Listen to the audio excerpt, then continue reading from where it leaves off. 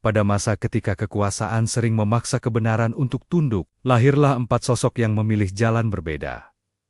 Menjaga ilmu, meski harus menanggung risiko. Mereka tidak hidup di zaman yang sama sepenuhnya. Tidak pula sepakat dalam seluruh pendapat. Namun sejarah mencatat mereka sebagai 4 penjaga besar syariat Islam. Sebelumnya bantu subscribe, like, dan ketik amin ya. Semoga rezekinya lancar. Amin. Kisah ini bukan tentang siapa yang paling benar, melainkan tentang kejujuran ulama di hadapan kekuasaan. Segalanya bermula di kota Kufah, sebuah pusat perdagangan dan pemikiran. Di sana lahir Nu'man bin Sabit, yang kelak dikenal sebagai Imam Abu Hanifah. Ia tumbuh sebagai anak pedagang kain. Masa depannya terlihat jelas, dunia bisnis dan kekayaan. Namun Abu Hanifah memilih jalan sunyi. Ia tertarik pada pertanyaan-pertanyaan sulit tentang hukum dan keadilan. Hidup di tengah masyarakat yang kompleks, ia belajar berpikir tajam dan berijtihad dengan penuh tanggung jawab. Baginya, ilmu bukan alat mencari kedudukan, tetapi amanah yang harus dijaga dari campur tangan penguasa. Berbeda dengan Kufah yang riuh, di kota Madinah yang tenang, tumbuh seorang anak bernama Malik bin Anas. Ia besar di lingkungan para ahli hadis dan jejak para sahabat Nabi.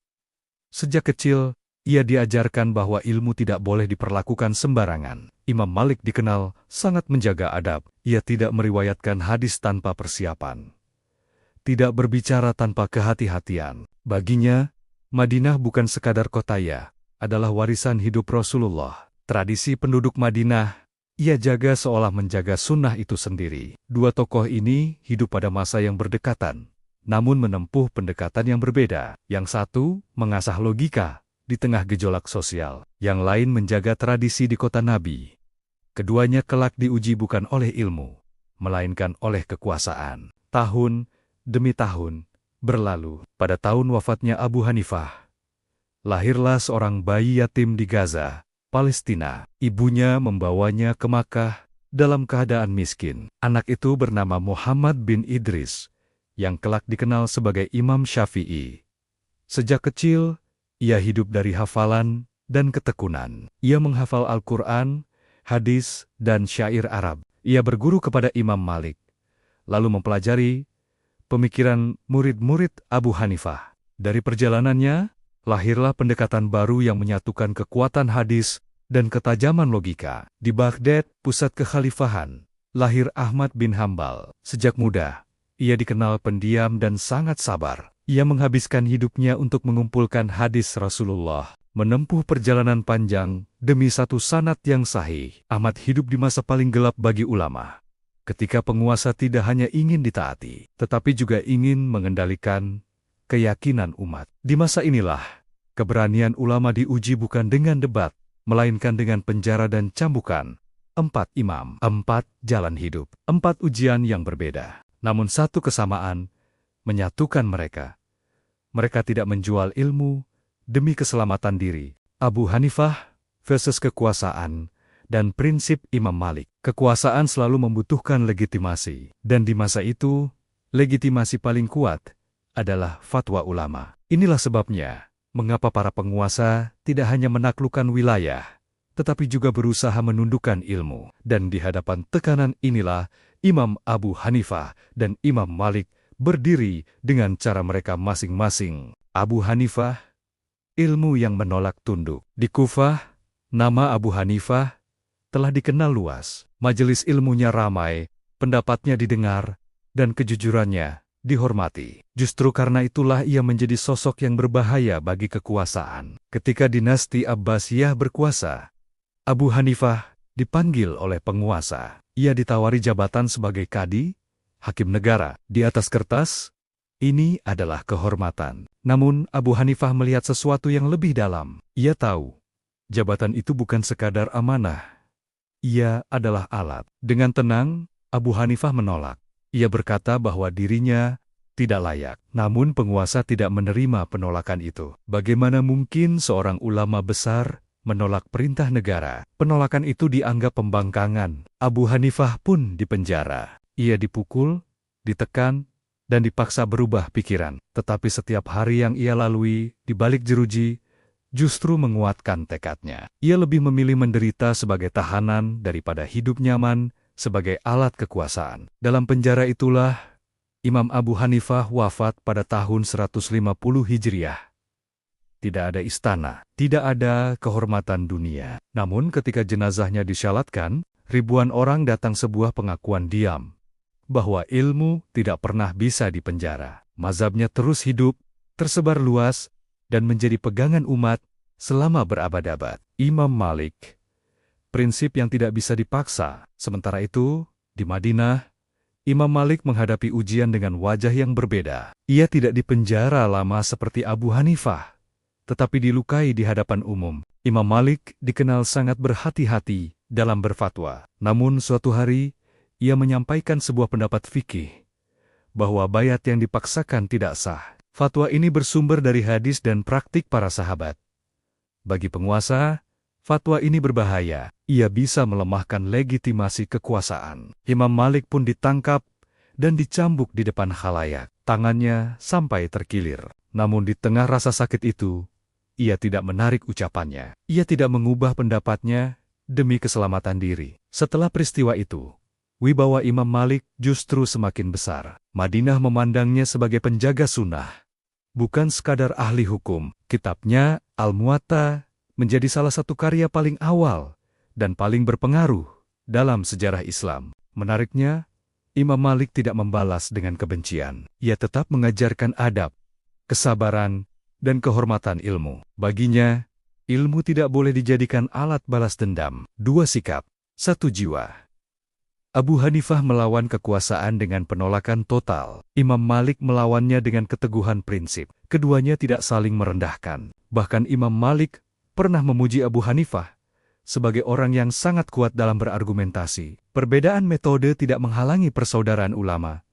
Namun, zaman terus bergerak, ujian tidak berhenti pada mereka. Di generasi berikutnya, lahirlah seorang ulama muda yang menyaksikan warisan dua jalan ini dan mencoba menjembataninya. Seorang pengembara ilmu yang tidak menetap, tidak fanatik, dan tidak takut berpindah pendapat demi kebenaran. Namanya Muhammad bin Idris Asy-Syafi'i. Imam Syafi'i, pengembara ilmu yang menyatukan dua dunia. Tidak semua ulama lahir di lingkungan yang mapan. Sebagian justru ditempa oleh kekurangan dan dari sanalah ketajaman mereka lahir. Muhammad bin Idris Asy-Syafi'i I mengenal hidup bukan dari istana, tetapi dari kesederhanaan dan keterbatasan. Ayahnya wafat ketika ia masih bayi. Ibunya membesarkannya dengan penuh kesabaran. Berpindah dari Gaza ke Makkah, membawa satu bekal utama, tekad agar anaknya dekat dengan ilmu. Di Makkah, Syafi'i tumbuh sebagai anak yang pendiam namun tajam. Ia menghafal Al-Quran sejak usia muda, lalu menghafal syair-syair Arab di padang pasir agar bahasanya murni dan kuat. Ia menulis pelajaran di tulang, di kulit, di apapun yang ia temukan karena kertas adalah barang mahal. Namun, bakat saja tidak cukup. Syafi'i tahu, ilmu harus dicari, bukan ditunggu. Ia mendengar tentang seorang ulama besar di Madinah, penjaga hadis dan tradisi Rasulullah, Imam Malik bin Anas. Dengan surat rekomendasi sederhana, Syafi'i menempuh perjalanan panjang. Ketika ia membaca Al-Muwatta di hadapan Imam Malik, sang guru terdiam. Bacaan itu bukan sekadar hafalan, tetapi pemahaman. Imam Malik melihat sesuatu yang jarang. Kecerdasan yang dibungkus adab. Syafi'i belajar bertahun-tahun di Madinah, menyerap kehoti-hation Imam Malik dalam menjaga sunnah. Namun setelah gurunya wafat, ia tidak berhenti. Ia melanjutkan perjalanan ke Yaman, lalu ke Irak, wilayah yang dikenal sebagai pusat pemikiran rasional dan ijtihad. Di Irak, Syafi'i bertemu murid-murid Imam Abu Hanifah. Di sana ia menyaksikan pendekatan hukum yang berbeda, logika, kias, dan perdebatan tajam. Jika di Madinah hadis dijaga seperti permata, maka di Irak hukum dikembangkan untuk menjawab persoalan baru. Dua dunia, dua pendekatan, dua kutub yang sering dipertentangkan. Syafi'i tidak memilih salah satu. Ia menyatukan keduanya, namun jalan ini tidak mudah. Di tengah perjalanannya, Syafi'i terjebak dalam pusaran politik. Ia dituduh memiliki hubungan dengan kelompok pemberontak. Tuduhan itu membawanya ke hadapan penguasa Abbasiyah di Baghdad. Terbelenggu, menanti hukuman. Di saat itulah, ilmu menyelamatkannya. Syafi'i berbicara dengan kejernihan, menjelaskan posisinya dengan hujah dan ketenangan. Ia dibebaskan, tetapi pengalaman itu meninggalkan bekas, bahwa ilmu dan kekuasaan selalu berada dalam jarak yang berbahaya. Setelah itu, Syafi'i menetap di Baghdad untuk sementara. Di sana ia mulai menyusun kerangka berpikir yang kelak mengubah sejarah fikih. Ia menulis tentang bagaimana hukum Islam seharusnya diambil dari Al-Quran, Sunnah, Ijma, dan Qiyas dengan aturan yang jelas. Inilah yang kemudian dikenal sebagai ilmu usul fikih. Namun, Syafi'i belum selesai. Ia kembali mengembara hingga akhirnya menetap di Mesir. Di negeri inilah, pandangannya semakin matang. Ia merevisi sebagian pendapatnya, menunjukkan satu pelajaran besar. Ulama sejati tidak terikat pada dirinya sendiri, tetapi pada kebenaran. Perubahan pendapat ini bukan kelemahan. Ia adalah kejujuran ilmiah. Di Mesir, Syafi'i hidup sederhana. Ia mengajar, menulis, dan berdebat dengan penuh adab. Murid-muridnya melihat sosok yang tegas dalam prinsip, lembut dalam sikap, dan rendah hati dalam ilmu. Pada tahun 204 Hijriah, Imam Syafi'i wafat. Ia tidak meninggalkan harta.